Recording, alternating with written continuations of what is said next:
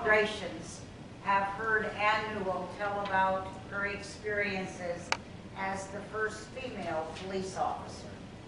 And in these days of hearing about, reading about, and even in our own state, policemen being shot or policemen having to shoot others, perhaps it's a good idea to hear the lighter side of police officers' day. So Anne, dressed in blue, trying to look very much like a police officer, yes, now presents, I guess I should write a book.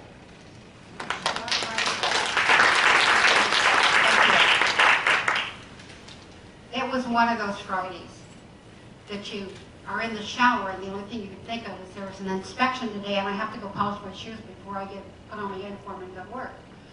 So I came out of the shower and there sat 3 of my 7 children eating oatmeal out of a bowl with lots of sloppy milk on my new cloth couches. So the first words out of my mouth that day were not very nice, but I did get them back to the kitchen and I inquired where grandmother was because she was there to help take care of all the children. They didn't know. They thought she's still in bed. Well, I got to work 20 minutes early. So I went, got my briefcase, and found a fleet car. And in that fleet car, there were chicken bones under the seat and cigar butts in the ashtray. Yuck, I wasn't going to drive around with this stuff all day. So I cleaned out the car, and then I figured out who had the car. And I delivered this package of garbage to the officer who'd left it in the patrol car. He didn't appreciate that much, but it was out of the car. So we go to Fallout and we're having this, it's Friday morning and we always have inspections on Friday morning and we've all polished our boots. We put on our best, cleanest, nicest uniform and sometimes they're a little ratty from use. So we're standing in the inspection line and next to me is Officer Jones. And he says, boy, gee, I hope I go to Mountain View today. I go to whatever he was saying. So I get assigned to downtown and he gets assigned to Midtown. We're sort of looking at each other going, why? We wanted to go someplace else.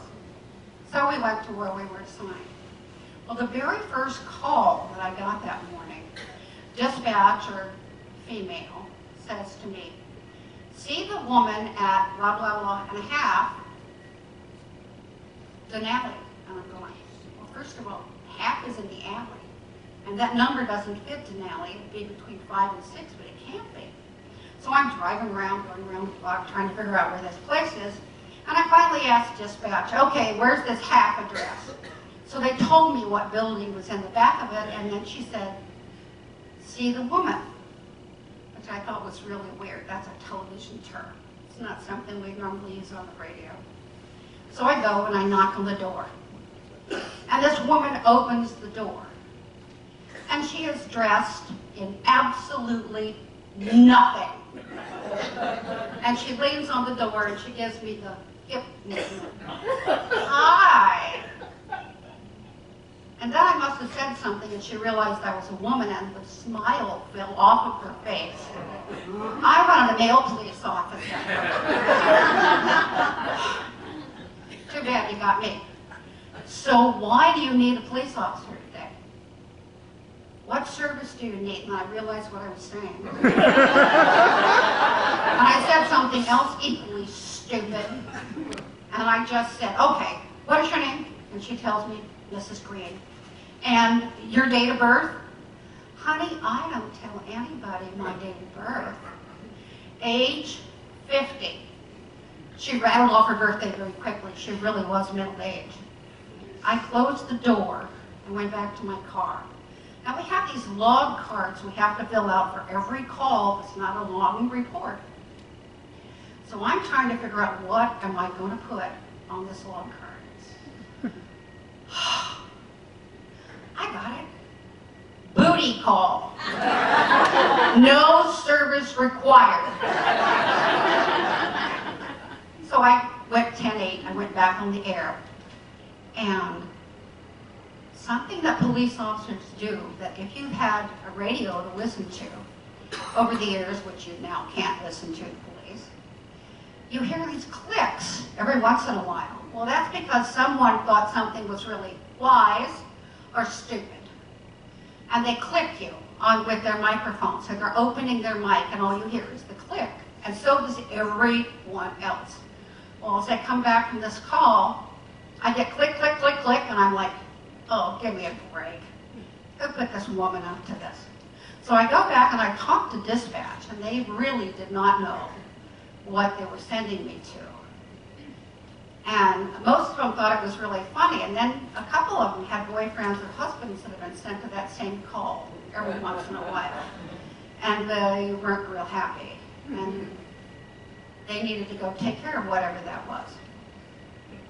So I went and got the paperwork to go to court, and then I came back to the station for something else, and I stopped to talk to the sergeant. And I said, you know, do you know about this Mrs. Green that lives over there at the half address? And he says, oh yeah, we figured when we got female officers at the police department that that sort of thing would stop. Yeah, right. I got up and left and went to the next call.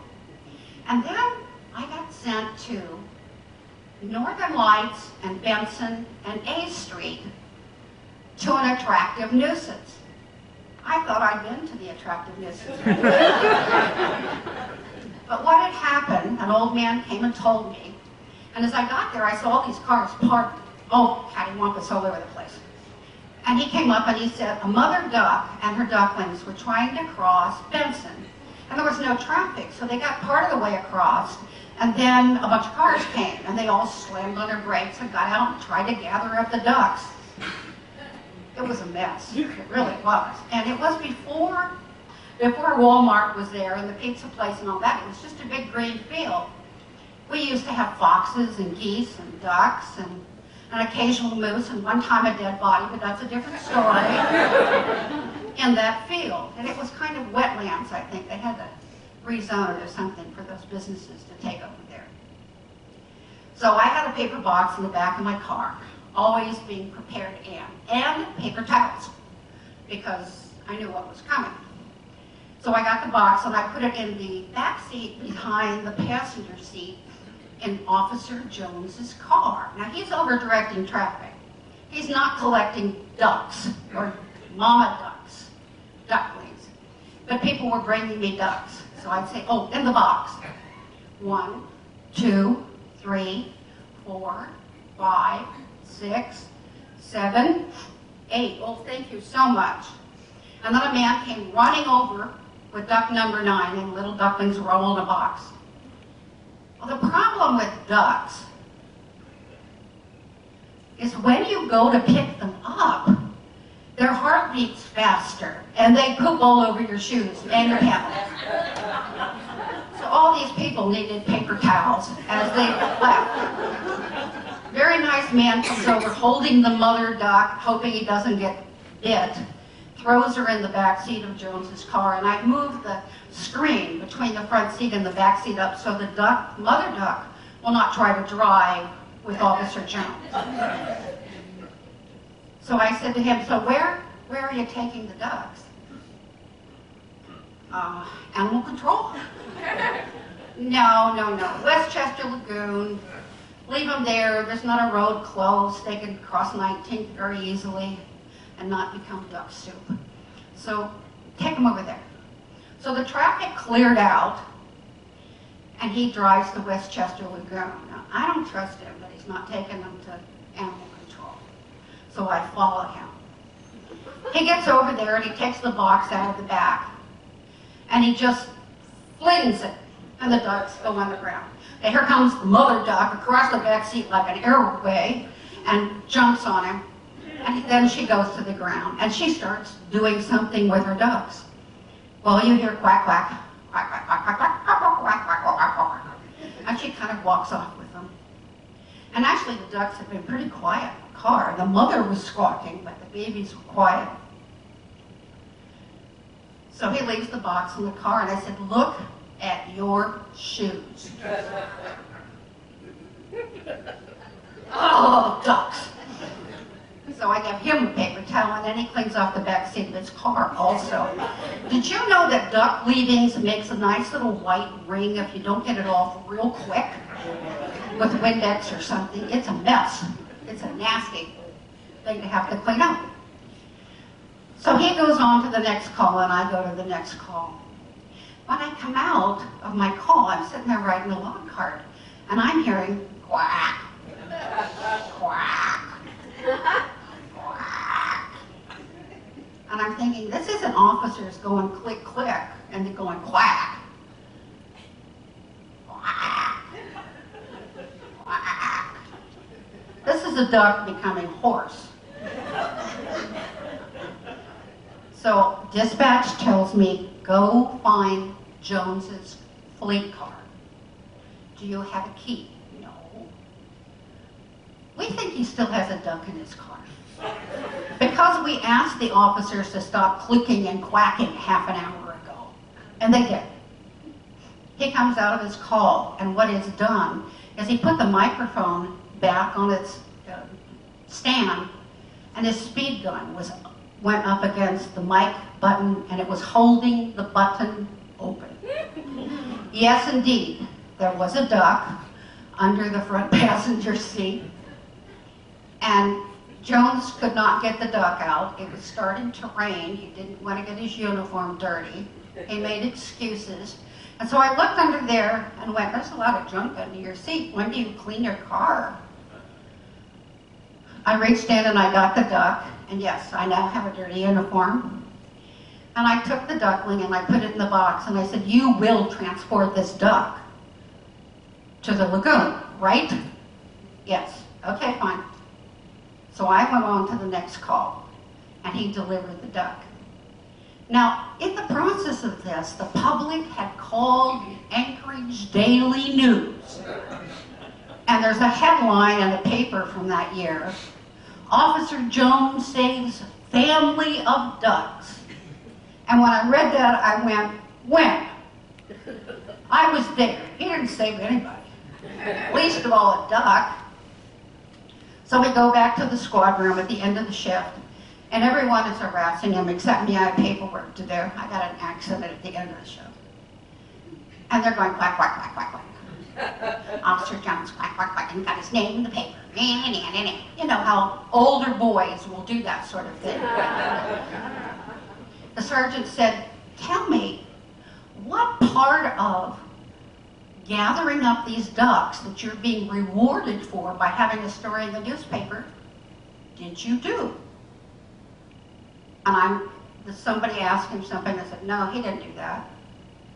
Someone else, no, he didn't do that. And so the sergeant said, so Newell, what did he do? I said he chauffeured 10 ducks to the lagoon. That's all he did.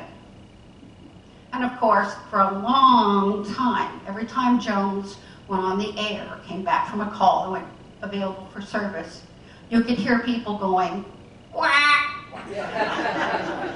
I have nothing to say but quack.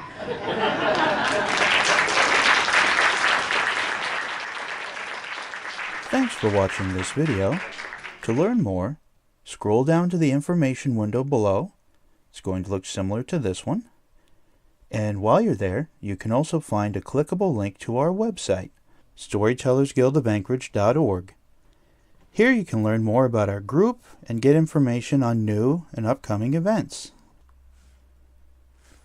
And for more videos like this, please also check out our YouTube channel, Storytellers Guild of Anchorage, by clicking here, right below the video title. It's going to take you to our channel page where you can see more videos like this one. See you next time.